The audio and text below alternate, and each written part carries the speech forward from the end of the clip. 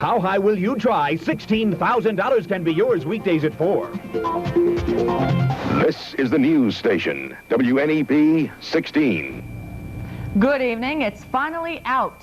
A big brush fire that kept firemen in Lackawanna County busy most of the night that has finally been brought under control. This is what it looked like earlier tonight as flames spread through the woods along Interstate 81 near Moosic. At least one fireman claims the flames were probably set. Tonight's blaze was just one of many in our area. No word of any property damage, but a lot of neighborhoods around here were hit with heavy smoke from tonight's brush fires. Ambulance workers in Nanticoke say they should have a rented ambulance at their station by tomorrow. Last night on Newswatch 16 Update, we told you how an electrical fire put Nanticoke's only ambulance out of commission. But as Newswatch 16's Dan Fiorucci reports tonight, Nanticoke isn't the only community that has had electrical problems with its ambulances. 1081, man fell off a roof. Naomi Drive. An emergency call goes out. A man has fallen from a roof. Medical technicians respond. At the scene, the injured man is quickly stabilized and brought to a hospital. That's the way it's supposed to work. But just last month, on another call, this ambulance crew had a frightening experience. I said, Ralph, something looks funny out by the ambulance. We looked out the window, it was smoking. Of course, we ran out, it was on fire. I grabbed the fire extinguishers and started to put it out. I'm only glad we didn't have a patient in at the time. With the oxygen in there, you could have... We could have had a nice explosion, yes. In the past month, there have been at least 3 ambulance fires in northeast Pennsylvania, and all 3 took place in Ford ambulances like this one. Some medical technicians suspect that somewhere inside the Fords, there's an electrical defect. The wiring just is not able to withstand the amount of current draw that we need. Why is that? That I can't help you with. We checked with Ford and we got no satisfactory response from it. There's no problem. Ford dealers see things differently. No, I don't think it's with Ford. Where is it? I'd say it's in the people that are installing all the electrical appliances on there and the lights and the rest of the equipment. The fact is, ambulances do require huge amounts of electricity to operate their lights and sirens and their medical equipment.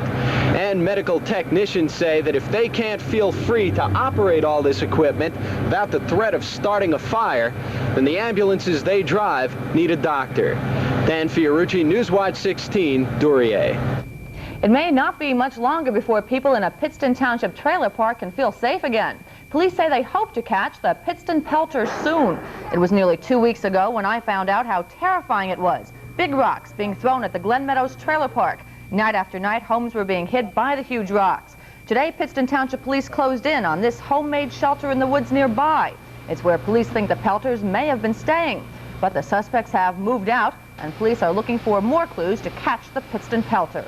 Ahead, the government says, or gets ready, that is, to begin a fight against a toxic waste dump in our area. Plus, hold on to your swizzle stick. It's going to cost you more to stir. We'll tell you how much when we come back. Newswatch 16 is everywhere. Starting tomorrow, it's going to cost you more to buy booze, if the booze comes in big bottles. Earlier tonight, Night Beat reporter Bob Costantini visited some state stores to find out what the price hike will mean. To beat the price increase, many people are buying at state liquor stores the night before.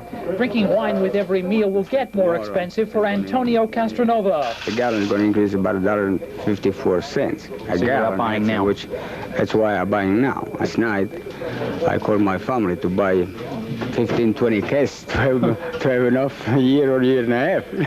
The Pennsylvania Liquor Control Board claims it is adjusting some prices through the handling charge tacked onto each bottle. The state was charging an 85-cent a bottle handling charge no matter what size of the bottle. But now that will be based on the fifth for 85 cents, meaning that the price of the fifth won't go up. But the larger sizes, because they're larger, will go up.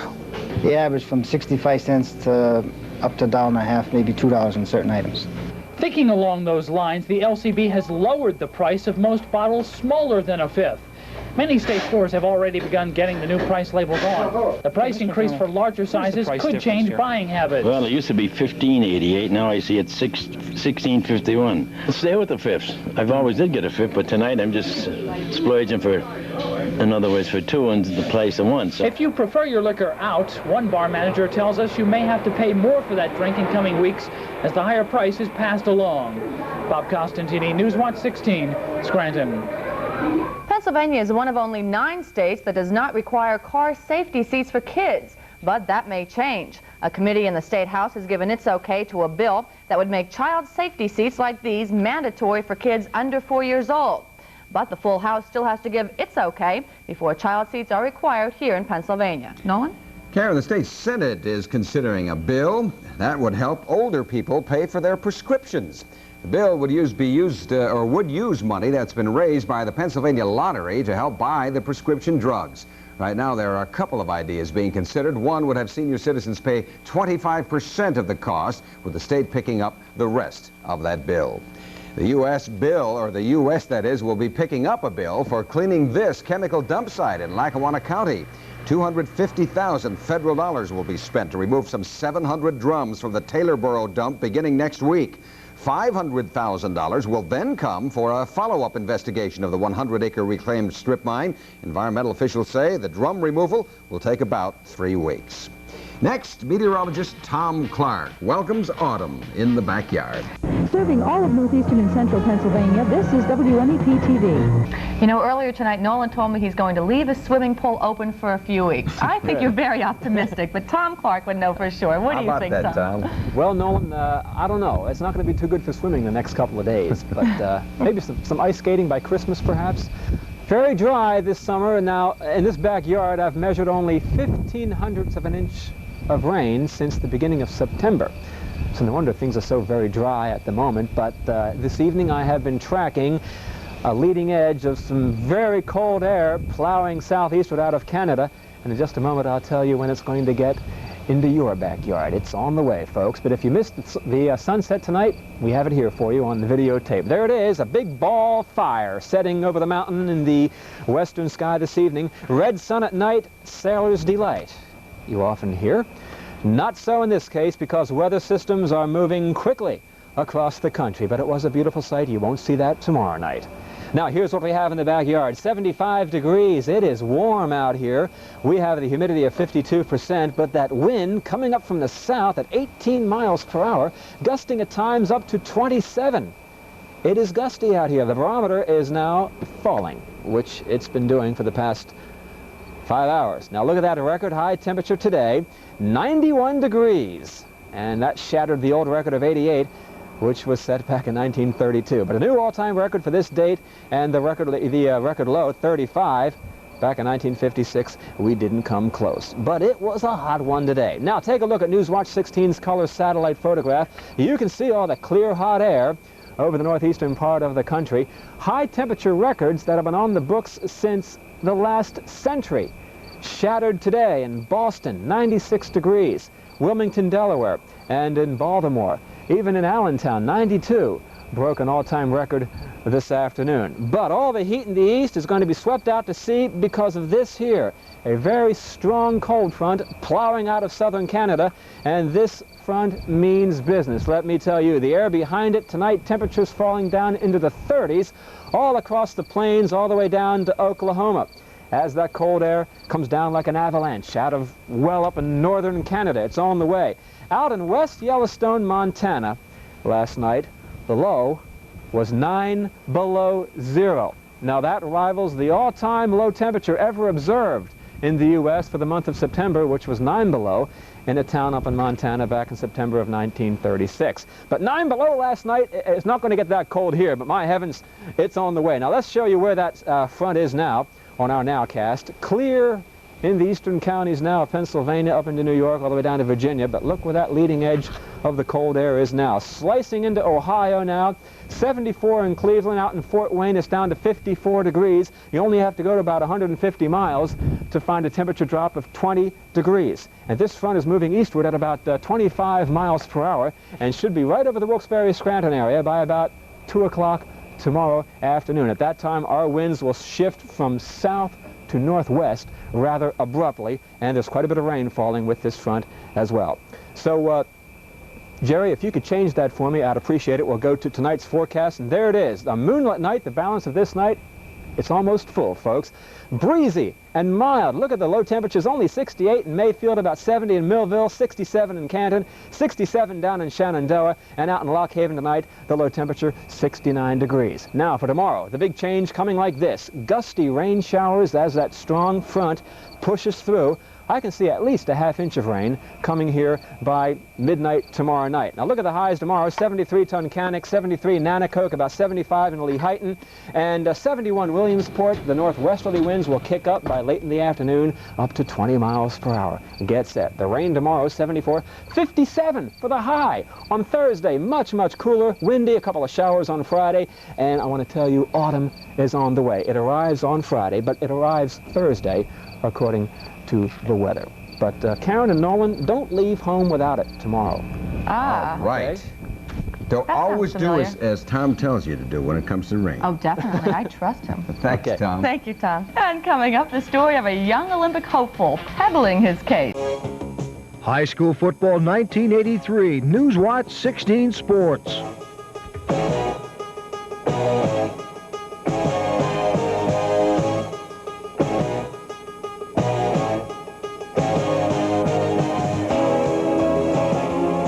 High school football, all the highlights, all the scores on Newswatch 16 Sports Final, Friday night on Newswatch 16 Update.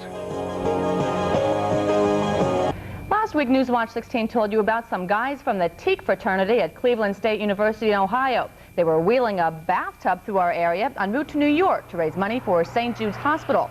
Well, the fellas ran into some tough luck in the Big Apple. They were mugged while on their way to celebrate. And then to top it all, the New York City police towed their tub for illegal parking.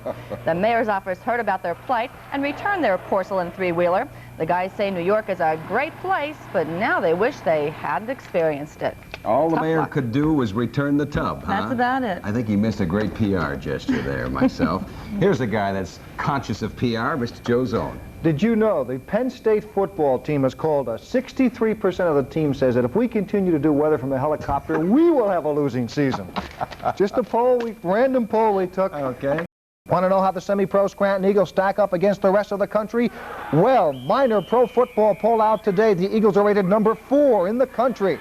Racine, Chambersburg, New Jersey are all 1, 2, 3 ahead of the Eagles. The Scranton guys also found out today that if they win the Empire Football League playoffs, they will host the first round of the national playoffs. And if crowd attendance remains high, the Eagles will host all of those playoff games. Think about all of the athletes who'd like to go to the Olympics. Just think about them for a second. Now, think about how many of those athletes are actually qualified. You know what? A Plymouth kid, Rick Meeker, has the credentials.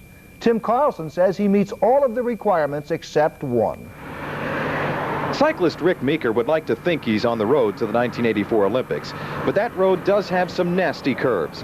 Curves that bend through hours of rigid training, qualifying races, and enormous expenses. So far, Rick has been able to excel through the training and qualifying. I placed 6th this year at Nationals in the National Point Race. I did get invited to the Olympic Training Center out in Colorado Springs, Colorado, and I've been in touch with them since after Nationals. You see, Rick can't hold a job and train at the same time.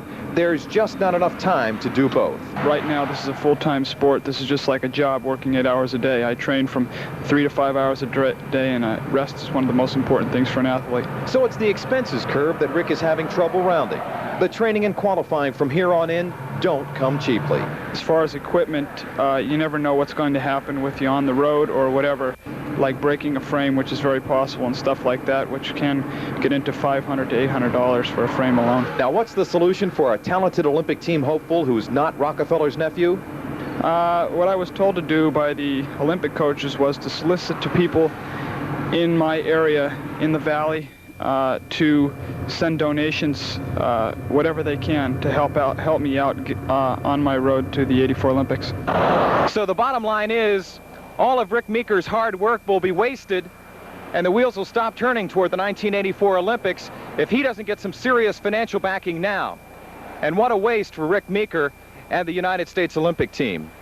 Tim Carlson, Newswatch 16 Sports in Plymouth.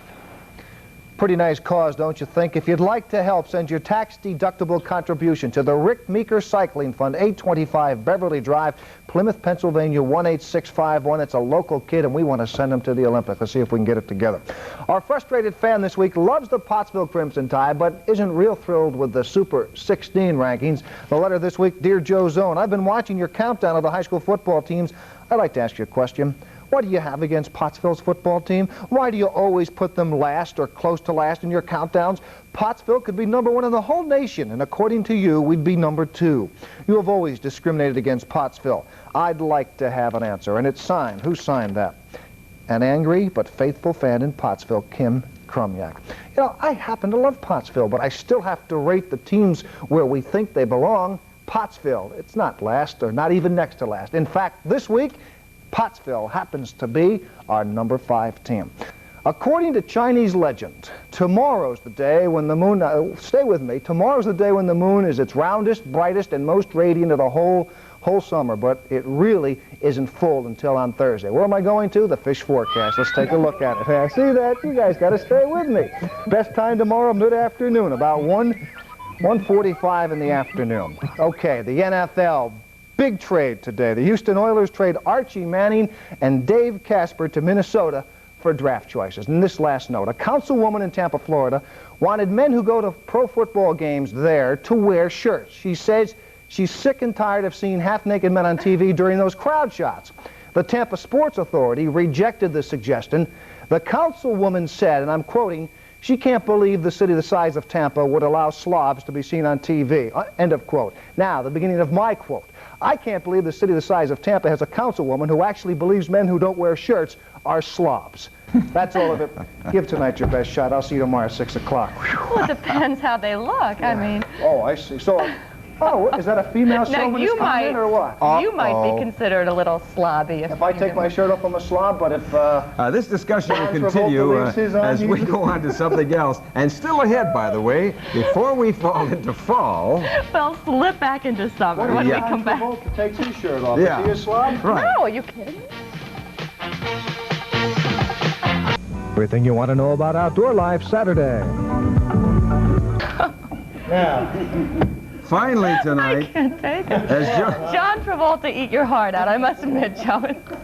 As Joe Zone expresses himself, believe it or not, my next words were supposed to be, we want you to see the whole picture. Oh, you did? Yeah. You did. On our 6 o'clock newscast tonight on Newswatch, we told you about photographer Gail Smallwood gathering up some glimpses of all Newswatch 16's photographers' summertime assignments. But because of time, we weren't able to show you Gail's entire effort then. So this time, sit back and enjoy our visual review of the summer of '83. And no pictures of Joe Zone without a shirt on in this. Please. Enjoy.